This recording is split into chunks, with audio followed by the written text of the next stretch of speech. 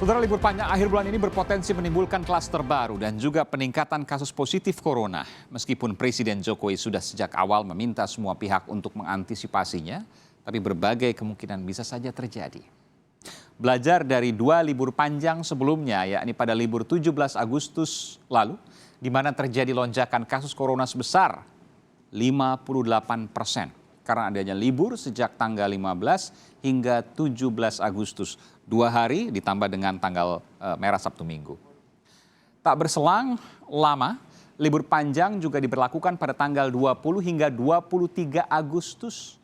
Di mana libur panjang ini tercatat ada lonjakan kasus COVID-19 hingga 118% atau lebih dari 2 kali lipatnya.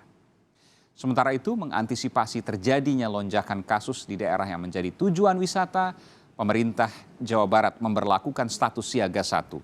Selain itu, Gubernur Jawa Barat juga sudah menetapkan akan adanya tes usap, swab test, PCR test secara acak kepada wisatawan di sejumlah lokasi tujuan wisata di Jawa Barat.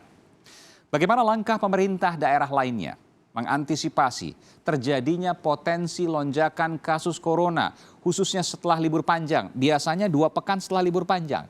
Kita akan bahas usai tayangan berikut. Satuan Tugas Penanganan COVID-19 pemerintah pusat meminta setiap kepala daerah yang daerahnya memiliki banyak destinasi wisata agar siaga mengantisipasi kemunculan klaster penularan saat libur panjang. Pasalnya, menurut pemerintah pusat, klaster penularan COVID-19 saat libur panjang ini akan berdampak pada kenaikan signifikan kasus positif corona di tingkat nasional.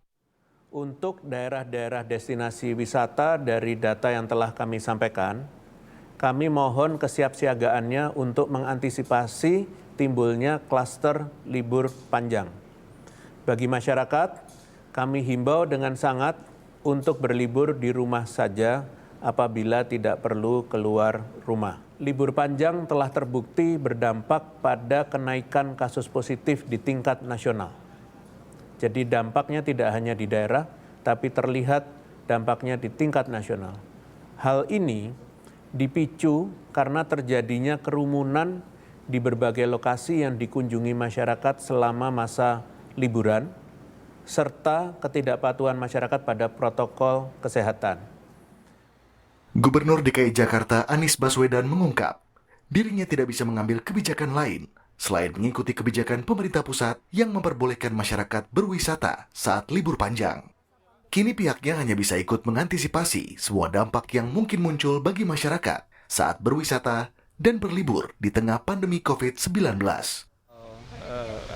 Bukan harga libur soal liburnya, soal libur panjangnya. Tapi pemerintah pusat sudah memutuskan tetap jalan libur panjang. Ya sudah, keputusan pemerintah pusat itu sekarang kita jalani antisipasi semua side effect-nya. Mengingat tingginya mobilitas masyarakat saat libur panjang, pemerintah Provinsi Jawa Barat akan memberikan tes cepat atau tes usap COVID-19 secara acak kepada wisatawan di wilayah Jawa Barat. Dan yang akan berbeda dari dulu-dulu adalah, mohon maaf, nanti para pemudik wisatawan akan mendapati dites swab dan rapid test secara acak, ya. Jadi jangan kaget, nanti lagi mudik, naik mobil, naik motor, atau ke perjalanan di pariwisata akan diberhentikan dengan baik oleh dan sopan oleh tim Satgas dan kepolisian untuk di random sampling melalui swab PCR dan rapid test. Tak hanya di Jawa Barat, di Jawa Tengah Gubernur Ganjar Pranowo juga menerapkan kebijakan serupa. Kita sarankan tidak mudik, tapi kalau mau mudik kan nggak bisa kita tolak, wong itu ya warga Jawa Tengah. Nah hanya saya minta protokol kesehatannya diikuti. Nanti akan ada semacam random test ya, termasuk di tempat-tempat pariwisata agar kita bisa meyakinkan bahwa rata-rata mereka yang hadir ke tempat itu adalah mereka yang sehat semuanya. Hingga hari ini, Satgas Penanganan COVID-19 mencatat sudah 400.000 lebih orang terjangkit corona, dengan lebih dari 13.000 orang di Indonesia meninggal akibat COVID-19. Jumlah ini diprediksi akan melonjak drastis setelah liburan panjang usai. Tim Liputan Kompas TV. Saudara, sulit sekali rasanya membendung masyarakat yang ingin berlibur dan wisata di masa libur panjang. Meskipun di tengah pandemi corona, kini kepala daerah hanya bisa menyusun strategi agar setelah libur panjang, klaster penularan tidak banyak bermunculan. Lalu apa saja strategi yang telah disusun? Kami perbincangkan hal ini dengan Wakil Gubernur Jawa Tengah, Taj Yassin Maimun, serta epidemiolog dari Universitas Gadjah Mada UGM, Riris Andono Ahmad. Selamat malam Bapak-Bapak, selamat malam Pak Wagub, Gus Yassin. Assalamualaikum. Ya, saya ke Gus Yassin dulu. Gus Yassin, jadi hari ini ada peningkatan kedatangan di Jawa Tengah. Boleh saya katakan seperti itu? Ya, memang pada hari ini ada kenaikan ya dibandingkan dengan masa libur sebelumnya. Berapa jumlahnya Gus Yassin? Boleh disampaikan? Oke, bentar. Jumlah pada hari ini tercatat ada 32.495. Luar biasa. Ya. Ini mayoritas dari DKI Jakarta dan Jawa Barat? Ya, dari arah barat. Jadi kita di pintu masuk tol Kali Kangkung. Iya, iya. Kita data dari situ. Oke. Dari Jawa Timur ada tapi tidak signifikan. Yang terbanyak adalah DKI Jakarta dan Jawa Barat. Jabodetabek lah kurang lebih begitu ya, Gus Yassin ya? Oke. 32.000, ini angka yang luar biasa. Kedatangan per hari ini saja itu belum kemarin ya, karena kan puncaknya justru kemarin. Ya, itu dihitung sejak kemarin ya. Oh, dihitung sejak kemarin, 32.000. Jadi kurang lebih seperti itu. Kalau di Jawa Barat kita tahu bahwa ada tes acak, baik itu rapid test maupun tes usap, swab test. Apakah hal yang sama juga dilakukan di Jawa Tengah? Ya, sama. Jadi kita di beberapa rest area yang ada mulai sejak dari Brebes sampai ke Semarang, itu ada beberapa rest area itu juga dilakukan rapid test dan swab acak ya, random. Tapi sampai saat ini memang para pemudik atau para pendatang dari luar provinsi ini kebetulan non reaktif semua. Non reaktif semua. Kalau di Jawa Barat saya mendapatkan informasi di puncak saja satu titik itu 34 reaktif. Meskipun belum tentu reaktif itu positif, tapi kemudian itu harus ditindaklanjuti dengan tes lanjutan. Jadi ini sama sekali dari 32.000 sudah berapa yang dites acak? Mungkin ada datanya, Gus Yassin? Bentar ya, saya buka.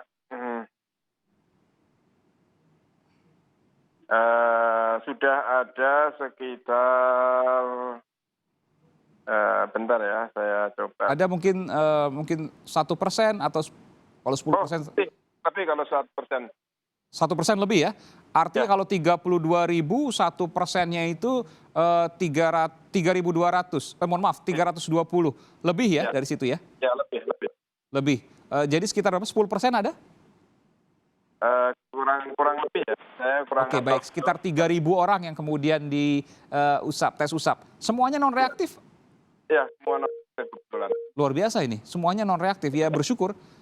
Saya ke Mas Riris. Mas Riris, ini data yang luar biasa sesungguhnya.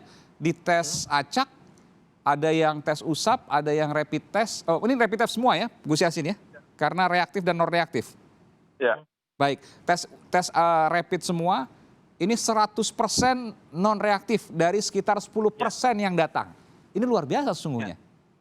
Ya.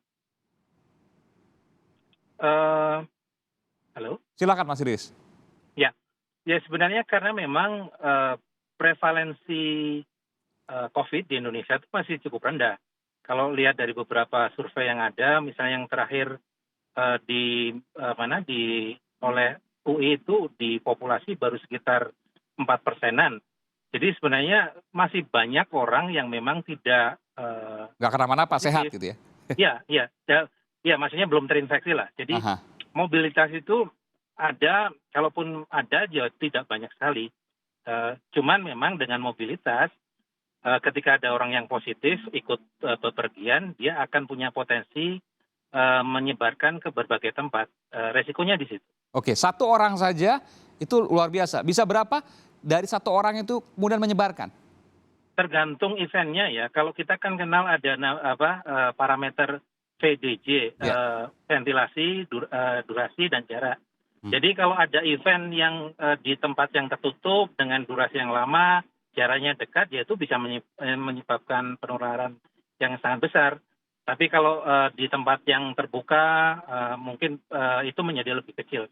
Ini sangat situasional, tetapi yang pasti kerumunan itu seharusnya dihindari. Dari data yang ada, mungkin pernah ada studi yang menyatakan itu satu orang bisa menularkan ke berapa dalam sekian waktu misalnya? Kalau kita bicara, kita akan bicara namanya reproductive rate atau basic reproductive rate. Basic reproductive rate-nya COVID-19 itu antara 2,5 sampai ada yang 4 sampai 5. Jadi artinya, satu orang bisa menularkan 2,5 sampai 5 orang. Tapi ketika seluruh populasi masih belum punya kekebalan. Nah ini kan akan bervariasi di berbagai tempat. Kira-kira demikian. Anda mengatakan ada yang sudah punya kekebalan? Enggak, maksudnya ketika kita bicara tentang parameter basic reproductive rate, itu asumsinya seluruh populasi belum punya kekebalan. Jadi semakin banyak yang punya kekebalan, tingkat penularannya akan juga berkurang. Betul. Kondisi Indonesia saat ini apakah sudah ada kekebalan alami? Katanya kan plasma darah orang yang kemudian pernah terkena COVID, dia punya kekebalan. Benarkah itu sebelum ada vaksin kita bicara? Nah, kalau kita lihat kekebalan itu kan ditimbulkan oleh infeksi. Dan orang yang terinfeksi itu, kalau tadi saya mengatakan prevalensinya sekitar 3-4%. Ini guesstimate ya. Ada survei prevalensi yang dilakukan oleh UI mengatakan sekitar 3-4%. Saya rasa di banyak tempat juga demikian. Jadi dengan demikian kita bisa bilang bahwa sekitar 3-4% populasi di Indonesia, di kota-kota besar terutama, kemungkinan punya kekebalan baru sekitar itu. Padahal untuk bisa, kita akan bicara tentang herd immunity ya, kalau kita mau selesai dengan pandemi, herd immunity-nya itu sekitar 70-80%. Jadi sebenarnya kita masih punya bahan bakar yang sangat besar, sangat banyak untuk dibakar, maksudnya untuk ditulari gitu. Oleh karena itu maka memang 3M dan 3T itu sesuatu yang sangat penting. Artinya Anda menilai bahwa potensinya besar sekali untuk penularan. Betul, karena bahan bakarnya masih banyak. Baik, apakah kemudian Pak Wakil Gubernur Jawa Tengah yang kedatangan 32.000 warga dari luar Jawa Tengah yakin bahwa selepas libur panjang ini tidak akan terjadi klaster baru libur panjang pada 5 hari ini? Apakah kemudian akan yakin seperti itu? Upaya seperti apa? Saya akan kembali sesaat lagi, tetaplah bersama Sapa Indonesia Malam.